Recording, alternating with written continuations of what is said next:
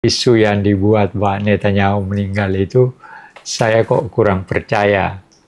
Ya, karena pasti akan terjadi sesuatu, Amerika terutama Trump itu akan ribut dan Israel sendiri juga akan ribut. Kalau perang ini berlangsung lama, Iran boleh hancur, tapi dunia juga hancur. Dalam arti kata bahwa berbagai persoalan dunia tidak akan selesai. Ini ada persoalan kebuntuan diplomasi. Kebuntuan diplomasi. Kebuntuan diplomasi karena orang tidak bisa berkata apa-apa. Misalnya ada diplomasi yang dijalankan oleh Saudi Arabia, tetapi di antara negara-negara Teluk, dan keputusannya para menteri luar negeri mengatakan bahwa mereka akan melakukan ya semacam perlawanan kalau terus mereka diserang juga oleh Iran. Oke, jadi kesimpulan dari dampak untuk ke Indonesia ini gimana, Prof? Ya sebenarnya sederhana. Dan ini apa? Anjuran saya kepada pemerintah untuk memberi pengajaran kepada masyarakatnya, pemerintah sendiri harus mulai hidup sederhana. Membuat aturan, tidak perlu mempunyai kemewahan dengan misalnya mobil dinas harganya miliaran. Katanya marwah, Prof. Enggak ada urusan dengan marwah. Memang rakyat merasa hebat. Ya enggak lah. Kalau untuk masyarakatnya, Prof? Nah, masyarakatnya harus merubah pola hidup. Kalau memang hanya mampu, kalau tidak mampu membeli baju baru, cuci aja salah satu pakaian yang terbaik untuk Lebaran. Kan yang diperlukan bukan barunya, yang diperlukan kesuciannya kan. Atau kalau sehari-hari ya makan enaknya dikurangin. Dikurangi. Ya makan enak, ya yang penting kan kita tidak kelaparan. Misalnya sebagai satu contoh, kalau Lebaran ini tidak makan ketupat kan nggak pingsan juga. Iya kan? Jadi kalau memang nggak mampu bikin ketupat ya nggak usah lah. Itu kebiasaan yang harus diakhiri. Ketika kita merayakan sesuatu, lalu justru larinya ke foya-foya. Karena dianggap ini kebiasaan. Ya contohnya itu, Lebaran harus makan enak. Apalagi katanya kita baru puasa. Kan itu. Banyak kue yang mahal-mahal dan lain-lain. Ya. Iya. Padahal tidak perlu. Bukan itu tujuan kita berlebaran. Berlebaran itu menyatakan rasa syukur bahwa kita sudah melewati salah satu ibadah yang diharuskan oleh Allah. Oke, kembali lagi di Dian dalam Ide Anhar. Kali ini kita membahas perkembangan geopolitik dari apa yang terjadi, terutama selama 3 hari ke belakang ya, Prof ya? 3 sampai 4 ke belakang. Hari ini aja Trump mengadakan konferensi pers di Gedung Putih dan menyatakan bahwa dunia tidak akan tenang kalau pemerintahan Iran masih seperti sekarang. Kalau Prof menanggapinya gimana, Prof? Ya, artinya apa? Trump mau mengatakan kepada bahwa yang merusak dunia ini adalah Iran. Padahal dia lupa, bukan lupa, padahal yang melakukan perangnya lebih dulu kan Amerika sama Israel. Tapi kenapa Trump menganggap bahwa Iran ini tidak dunia tidak akan selamat tanpa dengan adanya Iran? Ya karena dianggap bahwa seakan-akan yang melakukan teror di dunia ini adalah Iran. Kan kesalahan pahamnya kan di situ. Dan memang dia pasang sekeliling Iran itu pangkalan perangnya karena sejak dari dulu itu, sejak setelah Iran dengan revolusi Islamnya kekuasaan mula, ada dua negara yang dianggap negara setan di dunia ini. Yang pertama Iran, yang kedua Korea Utara. Oke. Jadi yang menjadi persoalan itu, dan terakhir ini juga Saudi Arabia mengadakan pertemuan antara Menteri Luar Negeri seluruh negara-negara Teluk, dan dia menyatakan akan melakukan perlawanan. Nah, artinya apa? Kalau itu terjadi, ya perangnya tidak akan pernah berhenti. Kapan, dan saling menghancurkan aja. Kalau kemarin di Pananrangi juga di YouTube-nya dengan Richard Enson juga sudah membahas seperti perang atrisi nantinya ya, Prof, ya, kurang lebih. Iya, apapun istilahnya, yang jelas kalau Amerika dan Israel tetap beranggapan bahwa yang salah hanya Iran, ya tidak akan pernah berhenti. Karena Iran, ya seperti kemarin saya ada wawancara dari warga kita yang tinggal di Iran, itu perempuan, dia mengatakan orang Iran tidak merasa ada apa-apa kok, karena nganggap bahwa ini adalah takdir. Jadi kematian pemimpin-pemimpin Iran itu tidak dianggap sebagai sesuatu yang menurunkan mental mereka, karena mereka nganggap ya ini sudah takdir Tuhan. Nah, kalau sudah begitu, ya tidak akan ada kata menyerah. Yang dituntut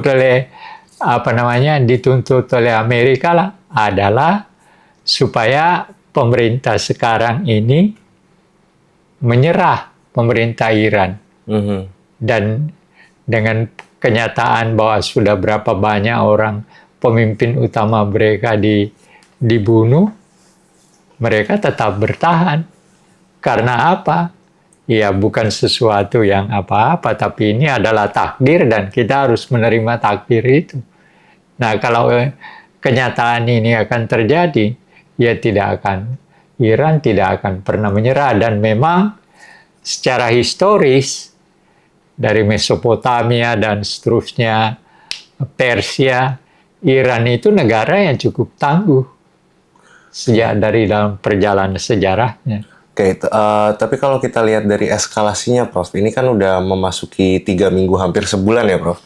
Kalau di 1-2 minggu pertama mungkin ya bisa dibilang gigitan semut lah.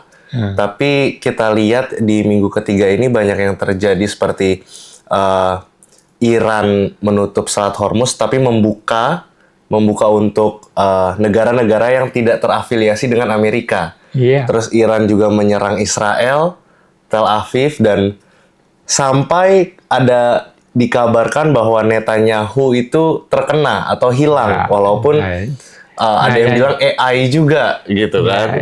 Yang terjadi sekarang kan perang isu. Berubah. Jadi ada dua perang yang sekarang terjadi.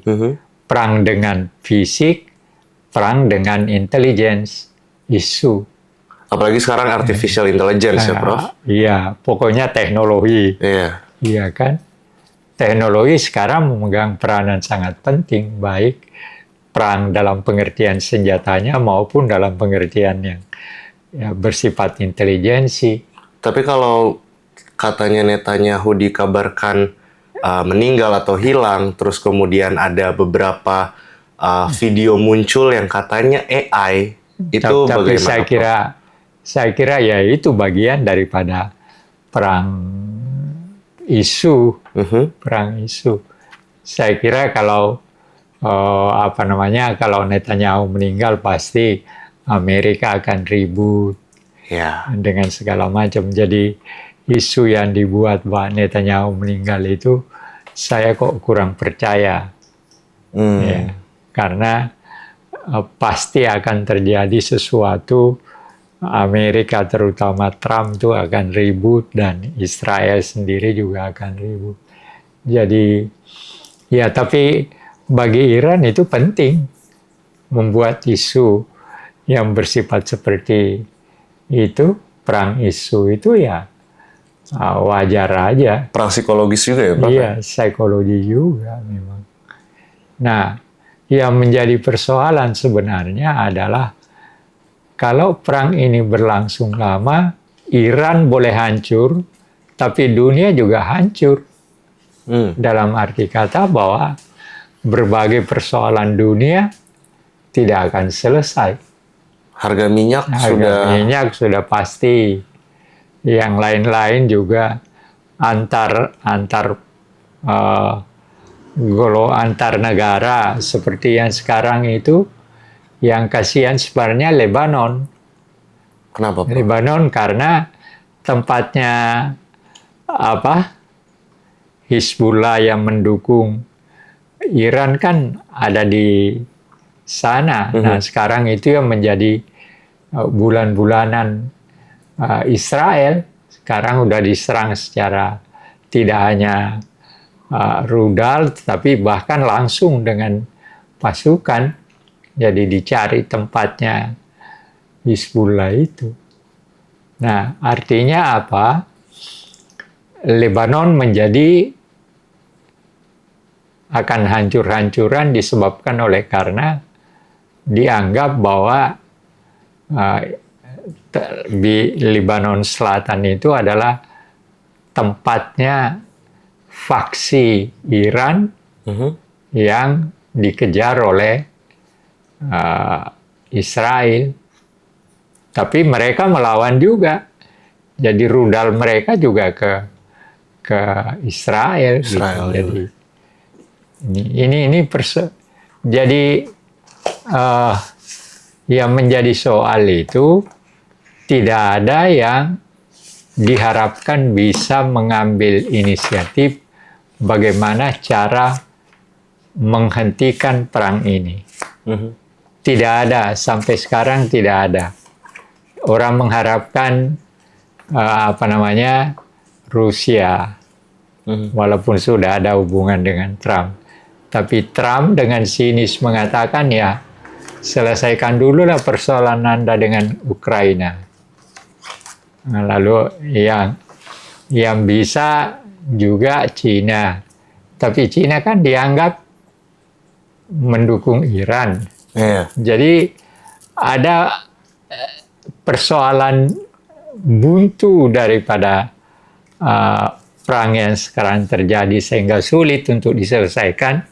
Persoalannya siapa pemimpin yang bisa mengambil inisiatif untuk melakukan usaha diplomatis.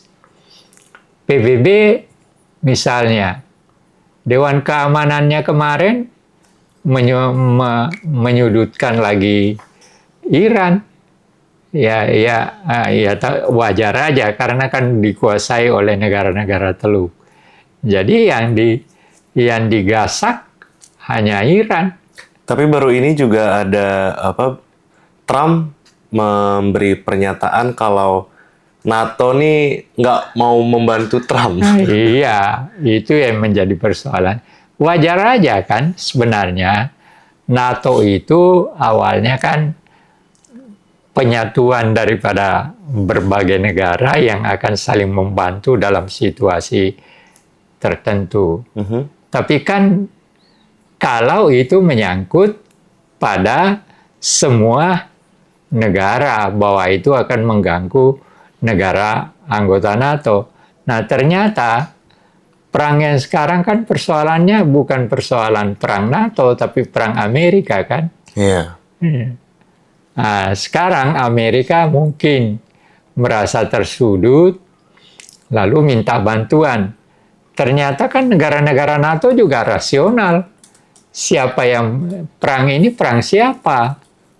Iya, Kan yang paling untung di antara perang ini hanya Israel. Amerika aja belum tentu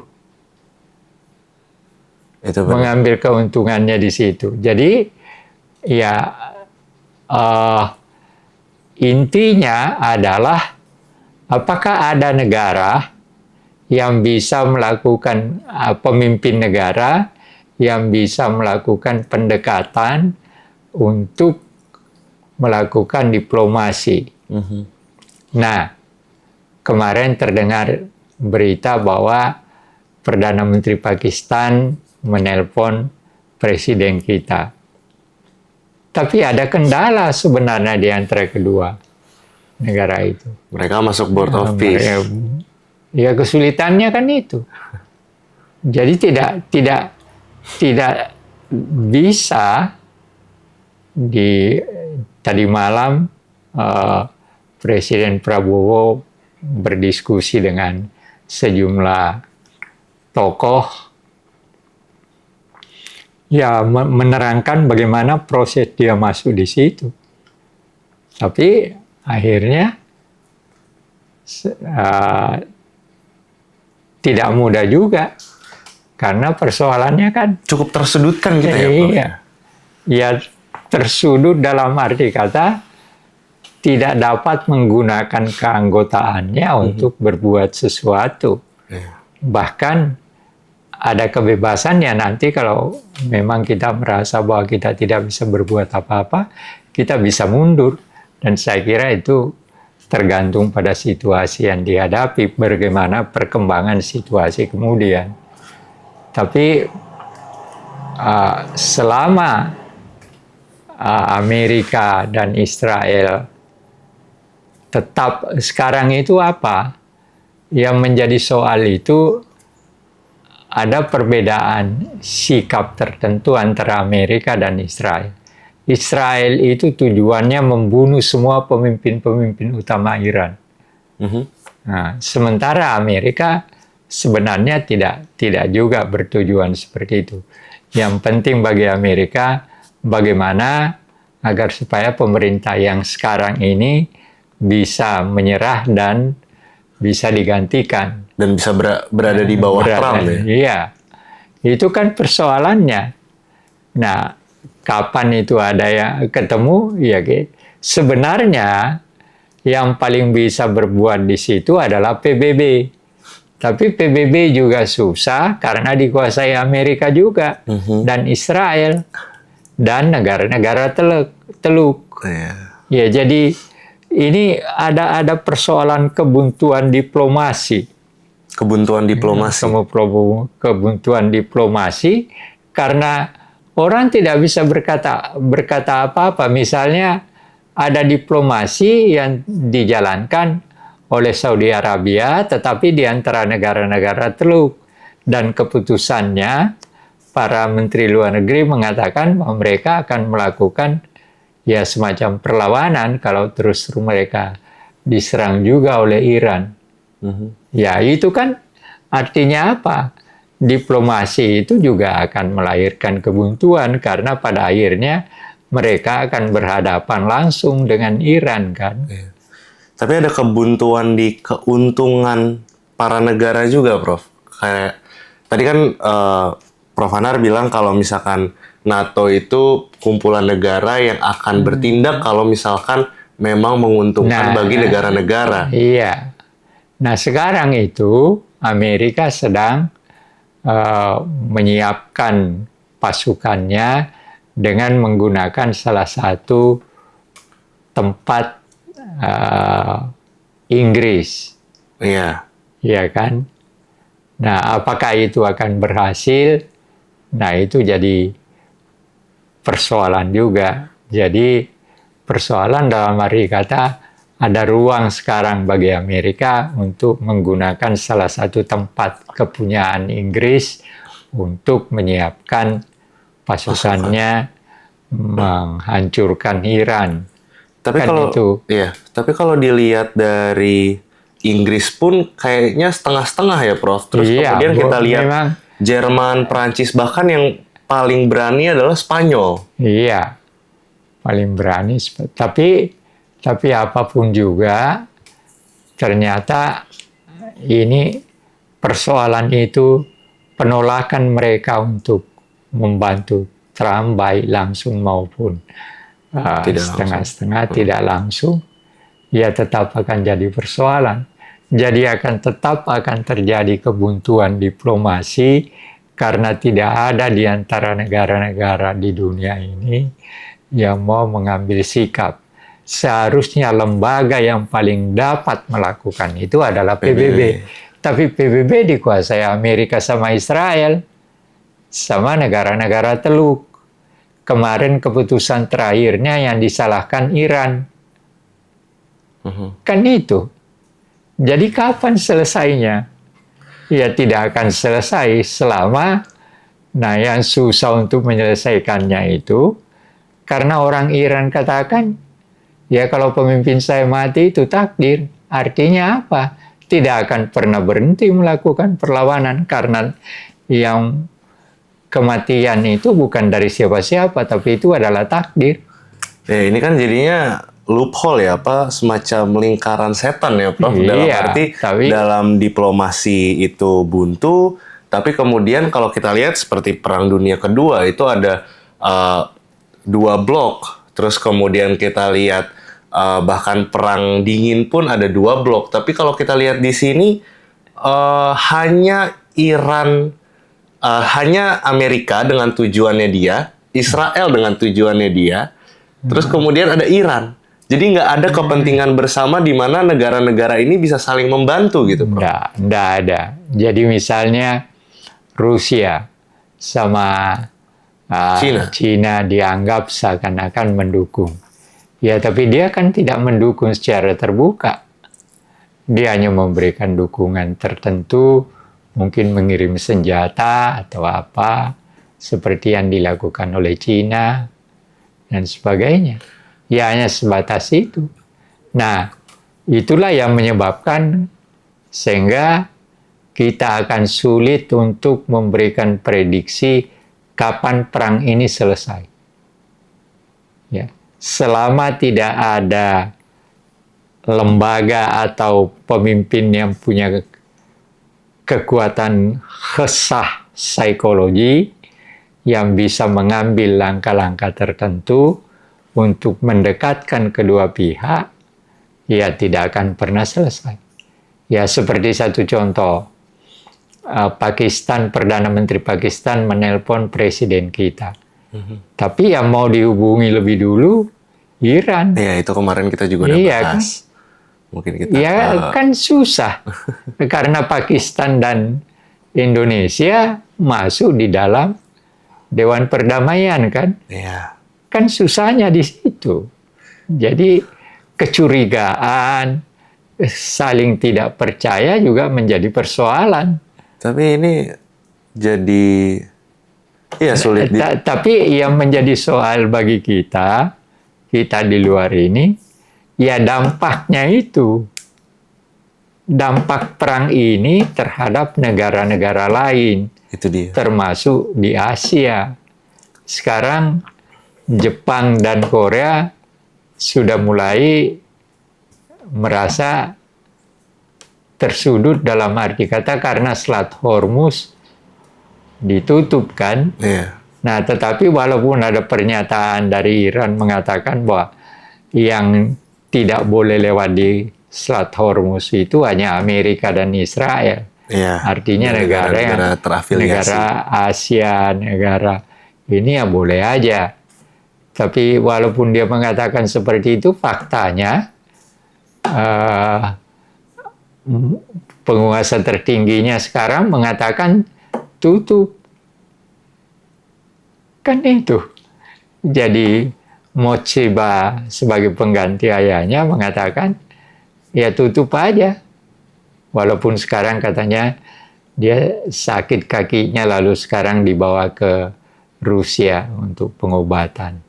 Apakah benar? Tidak tahu juga. Dan saling mengincar ladang gas masing-masing ya, Prof. Itu yang jadi. Itu persoalannya kan. Iya. Yang kemarin seperti yang pernah saya katakan, saya sudah diajar oleh Mukti Ali sejak tahun 70-an ketika saya mendapat kuliah. Dia cuma katakan, Mas Anar, kita tidak perlu ribut tentang Timur Tengah. Tidak perlu ribut tentang Palestina. Saya tanya, kenapa Pak? Lah kalau kamu terjuni masalah Timur Tengah, itu kan sederhana. Kamu minum minyak. Artinya minyak doang yang Minyak diurusin. doang Ya? diurus. Dan itu yang kenyataannya sekarang kan. Iya. Trump itu minta, dia mau serang Kubu. Dia sudah ngambil, siapa namanya, presiden yang ditangkap tuh. Venezuela. Venezuela Maduro. sudah diambil. Itu juga ada kayak minyak. Iya. Nah, lalu sekarang Kuba lagi diincar. Kuba diincer, malah listriknya udah dimatikan kemarin. Cuma Jadi yang jadi persoalan hanya persoalan sederhana dalam arti kata tanda kutip, yaitu ekonomi. Iya. Nah, dan keluarga Trump memang keluarga pedagang kan. Iya.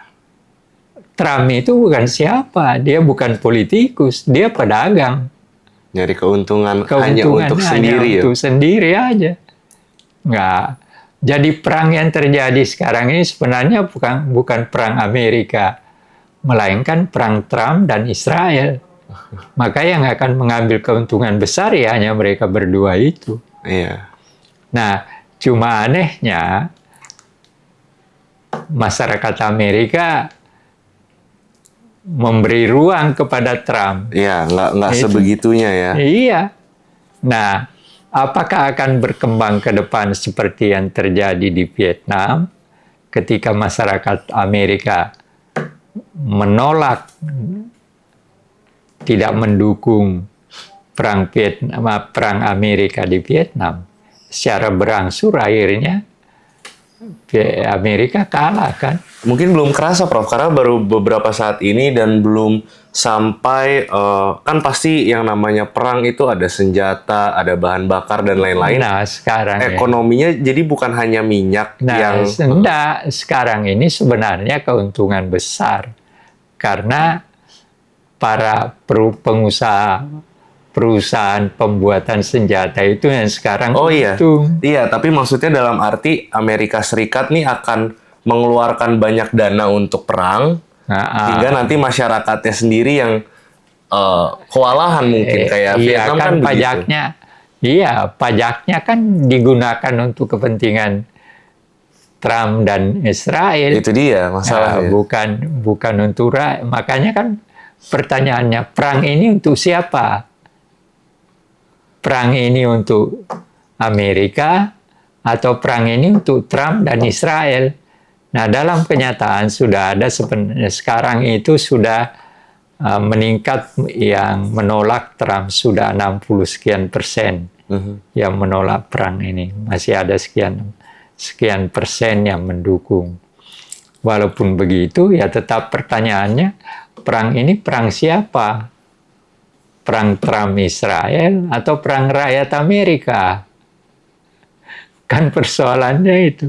Nah, atau apakah mungkin Amerika sama Israel dan terakhir dalam konferensi persnya di Gedung Putih, tadi saya nonton di TV, dia terutama tetap menuntut supaya mau mengganti pemerintah sekarang, pemerintah Iran. Ya bagaimana mau mengganti? Dia punya kekuatan kok. Bayangkan dari tahun 79 sampai sekarang dia embargo, malah memiliki kekuatan yang mengagetkan semua orang. Nah, tetapi inti daripada itu sederhana. Ideologi Iran adalah ideologi Islamis Syiah, sehingga dia mengatakan ya kematian pemimpin saya itu bukan karena dia yang mau mati, bukan karena tembakannya Israel, tapi ya itu sudah takdir. Ya jadi ya intinya sebenarnya pertanyaannya begini, apakah ada tokoh atau lembaga yang mampu melakukan pendekatan diplomasi kepada kedua belah pihak? Itu. Selama ini tidak ada, ya perang ini akan terus berlanjut. Karena kelihatannya memang Iran dan Israel juga main jangka panjang, Prof. Oh iya. Itu yang jadi persoalan juga kan? Kan Ali Rajiani sebelum meninggal kan tampil di TV mengatakan bahwa kami akan mampu melakukan perang selama 6 bulan. Itu artinya perang panjang kan? Itu perang panjang ya. Nah, itu sebelum dia meninggal, tampil di TV, dia katakan itu. Iran mampu melakukan perang panjang selama 6 bulan. Nah, tapi gimana Prof nih? Ini kita belum ada sebulan ya, hampir sebulan saja sepertinya sudah cukup menderita, apalagi harga minyak melonjak jadi rekor, terus kemudian... Nah, itu yang akan menyebabkan kemungkinan ada negara lain yang bangkrut kan? Kemungkinan bisa terjadi. Beberapa negara misalnya sudah melakukan pemikiran untuk mengambil langkah-langkah tertentu. Misalnya untuk mengurangi dan itu dikatakan juga oleh Pak Prabowo, dikatakan bahwa di Pakistan misalnya sudah ada tindakan mengurangi gaji pegawai, gaji menterinya, mengurangi mobil, jadi orang bekerja di rumah. Itu semua langkah-langkah. Nah, di sini juga kemungkinan akan dilakukan gitu. Ya, ada kemungkinan untuk kerja di rumah. Kerja di rumah. Nah, lalu kemudian tidak boleh lagi beli mobil yang harganya miliaran. Mobil dinas yang miliaran. Tidak perlu ada lagi pertemuan-pertemuan, seminar-seminar, dan sebagainya. Nah, ini kan semua langkah-langkah yang disebabkan oleh karena dampak daripada perang ini. Selama perang ini berlangsung dan dampaknya akan terus terjadi, tentu pemerintah-pemerintah yang kena dampak itu seperti Vietnam sekarang. Vietnam sekarang juga sudah menaikkan harga minyaknya. Iya kan?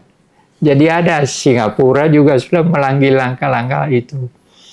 Nah, kita yang belum. Langkah apa yang akan kita ambil? Apakah akan kita ikuti seperti Pakistan? Gaji menterinya dipotong. Kerja di rumah. Kerja di rumah dan seterusnya. Ya, kita lihat perkembangannya.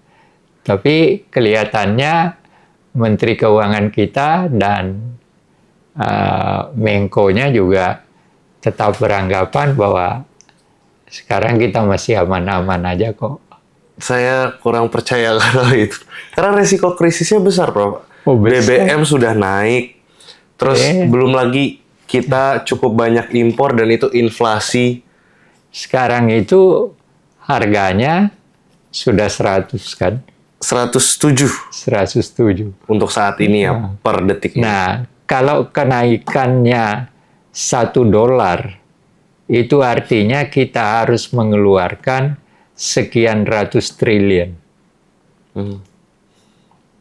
Kenaikan $1 aja loh. Sekian ratus triliun harus kita. Aduh, Nah, sementara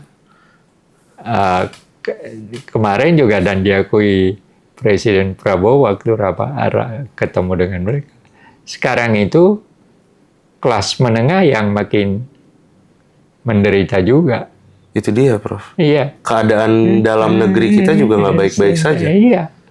Jadi bukan hanya orang miskin, taruhlah orang miskin berkurang, tetapi kan persoalannya kelas menengahnya juga turun, makin menderita. Iya. Nah, ini kan persoalan juga. Persoalan dalam negeri kita. Tapi kalau ada solusi, Prof, dari Prof mungkin apa? Untuk tetap mengamankan situasi dalam negeri. Karena nggak bisa dong pemerintah hanya bilang aman-aman saja. Iya, sebenarnya ada yang langkah benar yang dikemukakan oleh Prabowo tadi malamnya itu, yaitu persediaan kita yang menyangkut pada ini misalnya persoalan beras, ya persediaan kita pada batas tertentu itu cukup. Walaupun kalau terus berlangsung ini bisa juga naik seperti sekarang yang terjadi kan ayam udah mulai naik. Harga-harga bahan pokok sudah mulai naik. Tapi kelihatan pemerintah masih percaya diri bahwa ini bisa dihadapi gitu. Nah kita lihat begini aja. Sebenarnya yang juga akan menjadi salah satu patokan adalah bagaimana nanti setelah Lebaran. Iya. Iya. Karena patokannya setelah Lebaran katanya selalu kan. Lebaran. Sebentar lagi ini. Sebentar lagi. Dan memang kalau TV-nya benar, pasar-pasar rame loh. Apa? Ya baju baru. Nah, baik.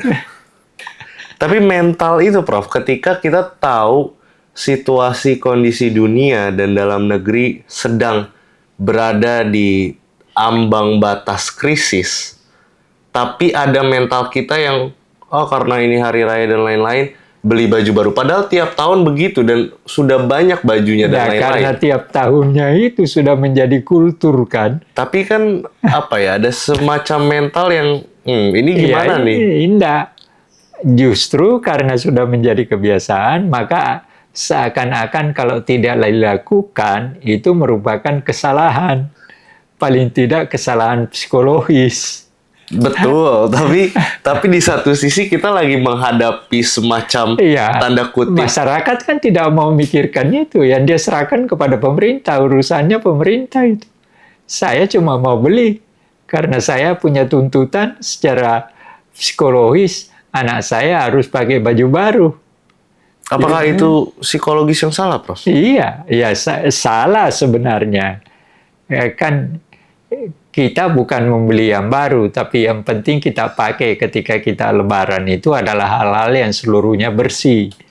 Badan kita bersih, pakaian kita bersih, dan sebagainya. Bukan persoalan baru, bukan persoalan semua baru. Apalagi dunia ini lagi mau perang, mau krisis, tiba-tiba kita masih beli baju baru gitu ya, Bro? Karena itu menjadi kultur. Seakan ada kalau sudah menjadi kultur, itu seakan-akan ada sesuatu yang salah kalau kita tidak lakukan. Padahal ketika kita melakukan itu juga salah ya. Iya. Bisa itu uang itu ya pasti ratusan ribu hingga jutaan habis ya, Prof. Iya. Dan itu bisa buat cuma beli baju baru anak-anak dibelikan. Dan itu bisa buat bahan pokok. Iya, ada tindakan tertentu yang bagus. Misalnya ada kelompok orang yang mengumpulkan anak yatim lalu diberikan baju baru. Itu tindakan yang baik. Ya. Tapi kalau yang tidak perlu, ya ngapain dilakukan? Bahkan mungkin di saat ini daripada beli baju baru untuk anak yatim, tapi beli bahan pokok atau kasih uang untuk anak, ya bahan pokok lah ya untuk anak yatim tersebut ya, Prof. Iya, diberikan juga. Jadi baju baru, diberikan juga beras dan sebagainya. Bagus juga dalam hal itu ya. Tapi kalau orang yang karena dia mampu dan merasa bisa beli, dia tetap merasa ini kewajiban saya untuk beli baju baru. Nah, itu yang salah ya, Prof? Iya. Nah, oleh karena itu mulai dalam situasi seperti ini sebenarnya, terutama dai, para pemimpin kita, berusahalah untuk mengatakan kepada masyarakat luas bahwa tidak semua kebiasaan itu harus dilanjutkan dalam situasi tertentu. Seperti sekarang misalnya, ada krisis terjadi, maka kebiasaan berbaju baru itu tidak perlu dilanjutkan. Iya kan? Nah, ini yang bisa melakukan ini yang dipercaya rakyat kan, dai-dai itu, pemimpin-pemimpin itu kan. Itulah yang harus kita lakukan. Tapi kita, ya maksudnya pemerintah mungkin saat ini hanya bilang aman-aman, tapi harus tetap ditentukan ya, Prof. Karena ini... Iya, kelihatannya kita tunggu setelah Lebaran. Mhm.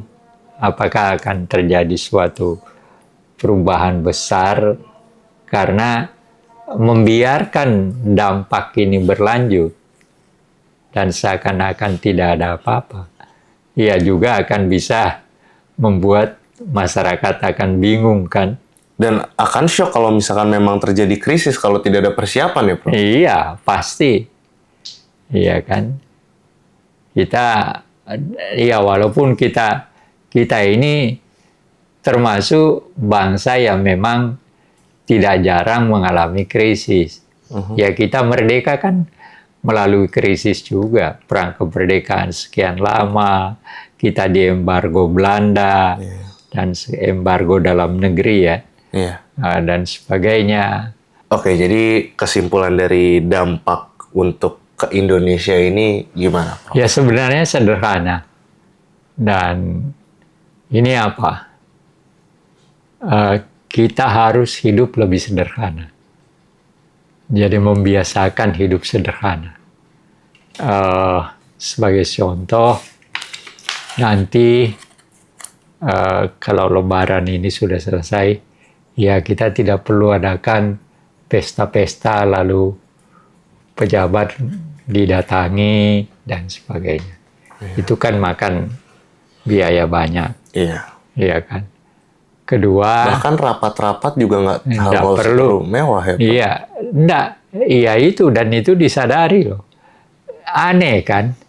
Di semua departemen ada ruang besar. Kalau orang mau rapat hanya 100 orang ada. Iya. Ya ngapain ngadakan di hotel? Ih, Iya kan? belum Jadi, bayar cateringnya dan lain-lain. Lain-lain. Jadi anjuran saya kepada pemerintah untuk memberi pengajaran kepada masyarakatnya, pemerintah sendiri harus mulai hidup sederhana. Membuat aturan, tidak perlu mempunyai kemewahan dengan misalnya mobil dinas harganya miliaran. Katanya marwah, Prof. Nggak ada urusan dengan marwah. Memang rakyat merasa hebat. Ya enggak lah. Jadi kalau perlu ada aturannya. Sepengetahuan saya ada kok. Nah, seingat saya begini. Ada aturan yang pernah dikeluarkan Orde Baru. Kalau seorang pegawai atau pejabat mengawinkan anaknya, tidak boleh mengundang lebih dari 500 orang. Dan itu pun harus diadakan 2 kali. Jadi tidak langsung 500 orang, tetapi 250. Oke. Nah, itu kan tindakan yang penyederhanaan. Nah, Tapi ini 2014. Nah ini waktu Orde Baru. Orde Baru, iya. Nah. Ini ada surat edaran yang ditujukan para menteri kabinet. Tapi ini untuk kabinet kerja zaman Jokowi ya.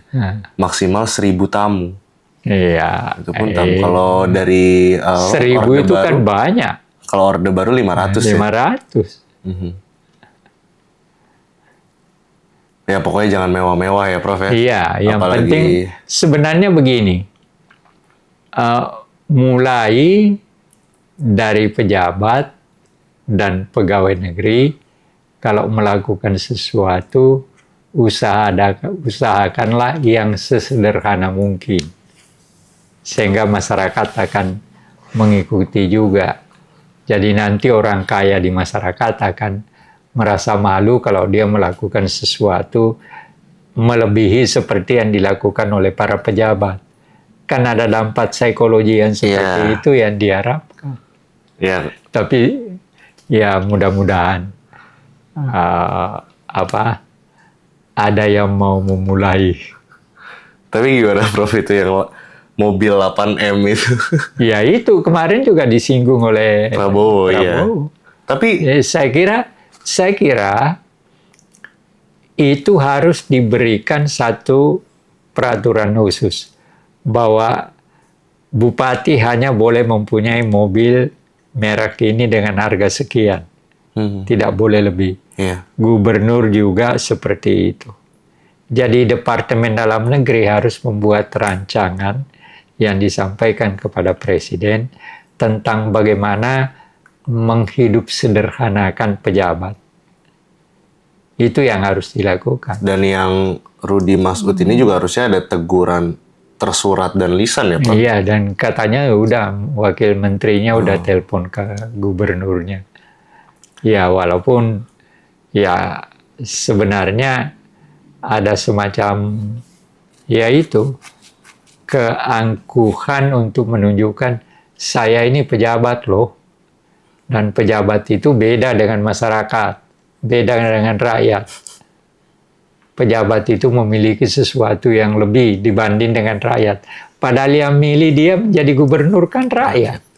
Dan sudah berjanji untuk memberikan hal yang lebih baik dalam kehidupan rakyat. Bukan memberikan kehidupan yang lebih baik bagi dirinya. 8,5 M itu besar.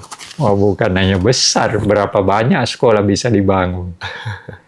Nah, itu juga Prof ya, apalagi ntar kita mau perang, atau ya kita mendapati dampak perang, kalau pejabat kita, ini domino efeknya, kalau pejabat kita itu masih menghambur-hamburkan uang dengan kemewahan dan lain-lain, yang tadi Prof bilang juga, otomatis orang-orang kaya swasta, orang-orang swasta yang kaya raya, akan terus bermewah-mewahan juga. Bersama dengan pejabat. Karena pejabat, dia ngikutin pejabat kan. Sedangkan masyarakat bawah ketika nanti krisis, itu kan pasti disuruh pasang seatbelt, pasang mengetatkan keuangan.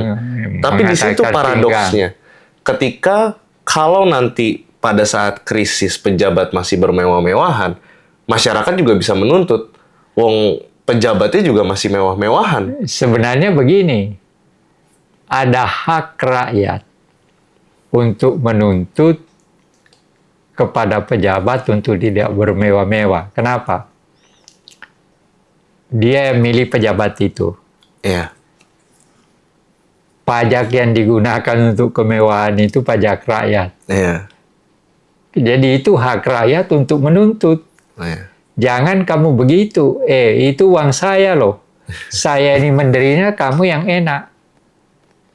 Kamu naik mobil 8 miliar, saya jalan kaki. Padahal yang menyebabkan kamu bisa beli 8 miliar itu karena saya milih kamu dan saya bayar pajak. Loh. Jadi kan harus ada semacam teguran, entah langsung atau tidak, berdasarkan aturan tertentu. Ya seperti contohnya tadi, waktu Orde Baru itu ada peraturan, dan itu peraturan kalau tidak salah, yang saya dengar mengatakan itu waktu itu Emil Salim.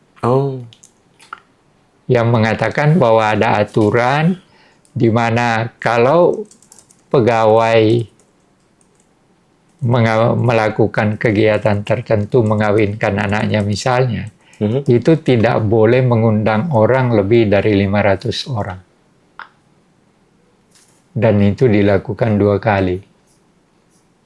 Kalau tidak salah yang saya pernah dengar itu, dan saya ada memang aturannya waktu itu, ya tapi ada aja. Ya waktu Pak Harto mengawinkan anaknya kan tidak mungkin ngundang 1.500 orang. Iya. Kan ada kontradiksi juga yang tidak mudah untuk melaksanakan aturan yang dibuat oleh pemerintah sendiri. Tapi kita persiapan menghadapi krisis atau pada saat nanti kalau memang ada krisis selain hidup sederhana apa, Prof? Tadi yang pertama hidup sederhana. Iya.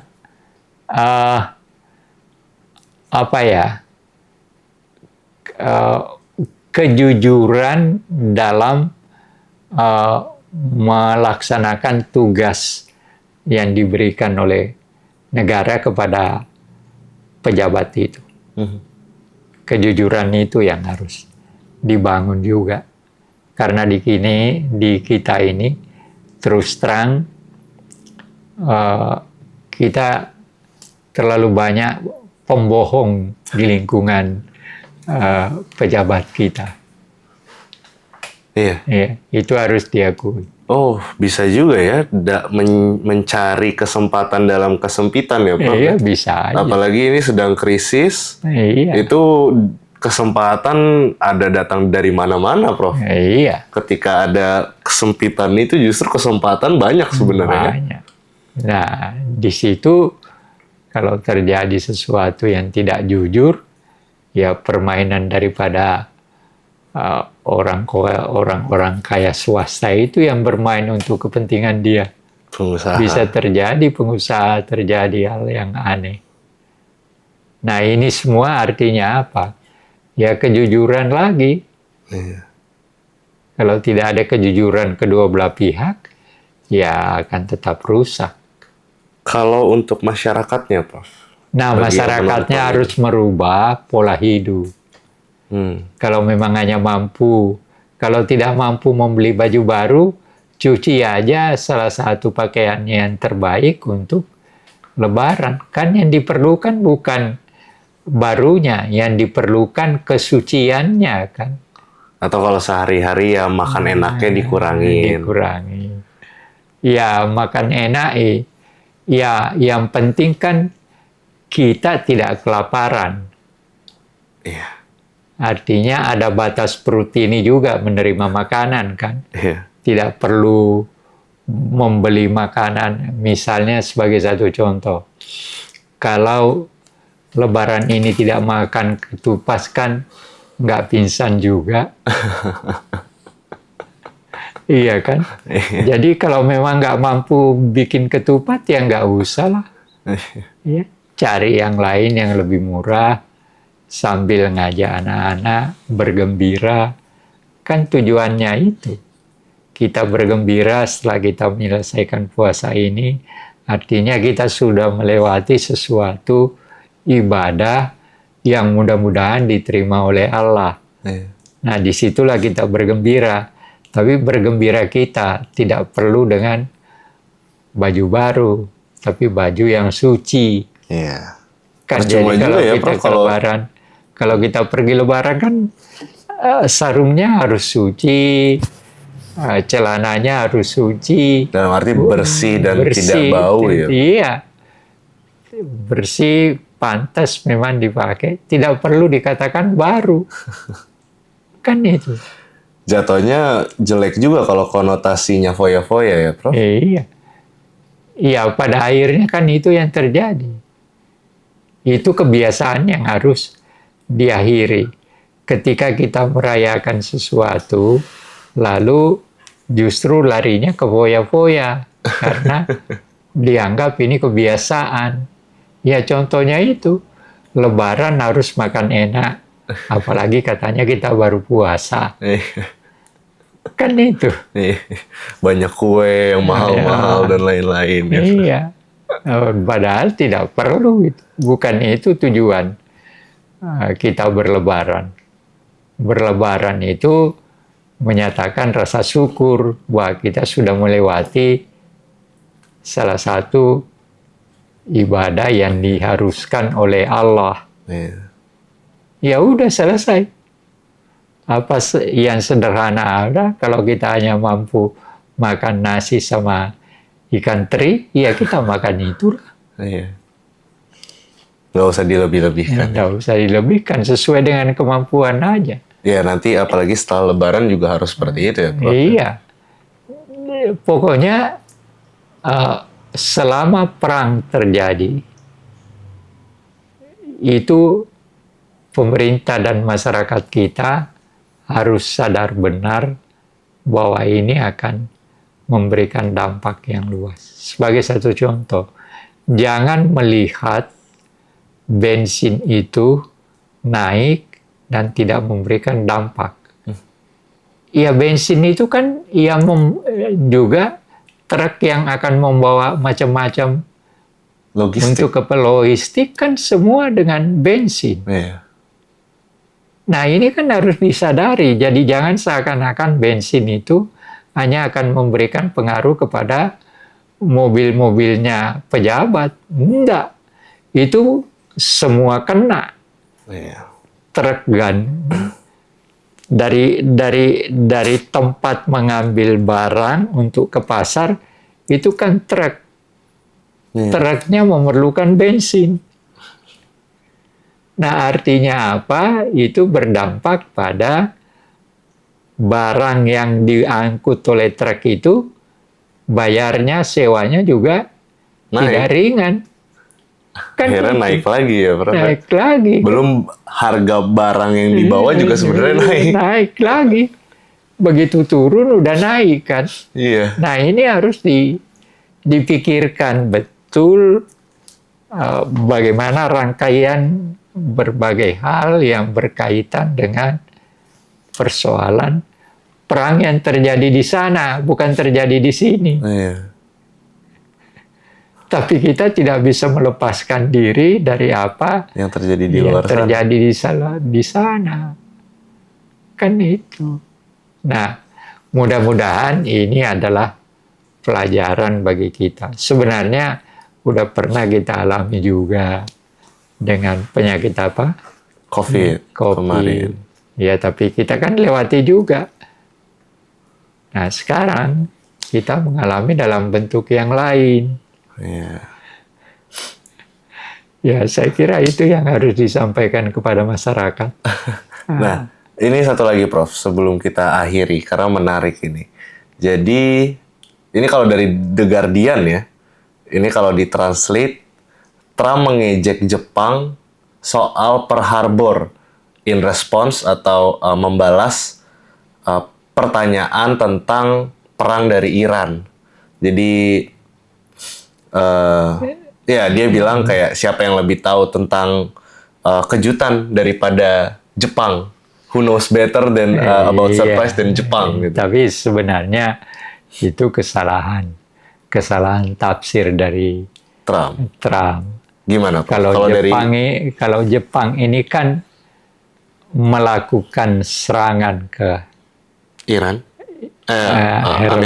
Amerika. Pearl Harbor. Itu kan kaitannya dengan kerjasama dia dengan Hitler.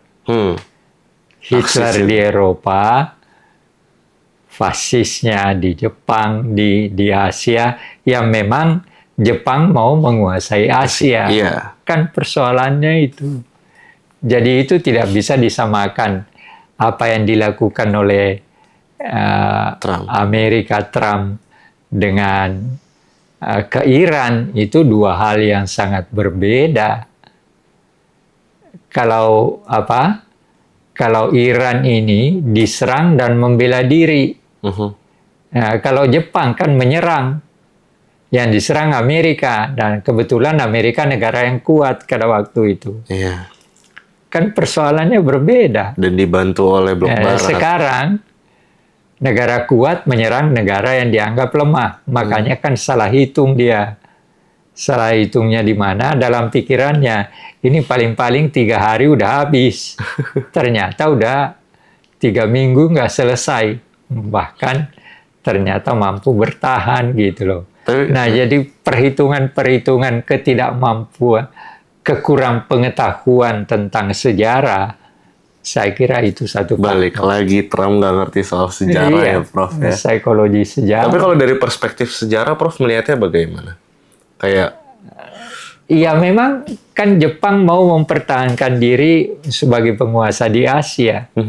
Dan Amerika merupakan salah satu hal yang harus diperhitungkan. Nah, kesalahannya Jepang menganggap bahwa kekuatan Amerika bisa juga diselesaikan dari dalam bentuk tertentu. Memang ada samanya. Amerika menyerang Iran, salah hitung. Jepang menyerang Amerika ke Pearl Harbor dengan catatan kerjasama dengan Hitler, Nazi, salah juga. Akhirnya dia yang kalah kan. Itu. Jadi tapi nggak bisa kesimpulannya disamain apa? Secara makna. Iya. Kesimpulannya apa?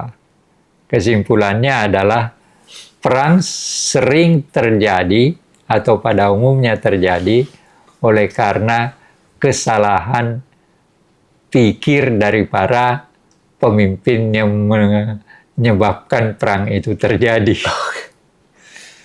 Kan Jepang salah pikir, Trump salah pikir, iya kan?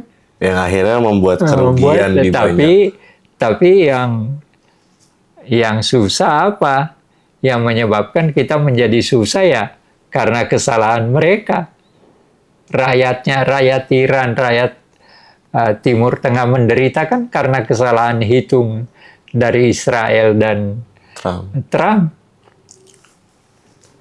Kita menderita pada Perang Dunia Kedua karena kesalahan Jepang menyerang Amerika. Iya, itu dalam perspektif sejarah kaum masa kini ya, Prof. Iya. Yang bisa Ya, kita pelajari. artinya kita harus mempelajari supaya pemimpin itu harus betul-betul ketika mau mengambil tindakan yang dia pikir bukan hanya tindakan dia itu benar atau salah, tetapi yang terutama dipikirnya dampak bagi masyarakat luas yang milih dia menjadi pemimpin. Bahkan kalau udah geopolitik, masyarakat dunia. Masyarakat dunia, ya seperti sekarang. Seharusnya semua anggota PBB berusaha untuk memperkuat posisi PBB untuk menyelesaikan persoalan dunia. Tapi ini nggak terjadi. Yang terjadi tetap dikuasai Amerika. Kan itu, Dewan Keamanannya tetap dikuasai Amerika. Ya udah, PBB tidak bisa berbuat apa-apa. Apapun yang dilakukan oleh Amerika sekarang, ya tidak memberikan apa-apa. Oke. Closing statement, Prof, terakhir untuk masyarakat yang menonton untuk topik hari ini. Ya, saya kira pelajaran besar yang harus kita dapatkan ini sekarang dari Perang Iran adalah bahwa ambisi dari seorang pemimpin, yaitu Trump dan Netanyahu, pada akhirnya merusak tidak hanya kesalahan dari strategi mereka, tetapi dampak dari kesalahan strategi itu. Nah, inilah yang kita alami sekarang. Itu. Jadi, saya cuma meminta kepada masyarakat kita, bersiaplah menghadapi ini dengan kehidupan yang sewajar mungkin, dalam arti kata, contoh, kita jangan berfoya-foya menghadapi Lebaran. Karena sebenarnya Islam itu juga tidak senang pada orang yang suka berfoya-foya. Iya. Oke. Oke.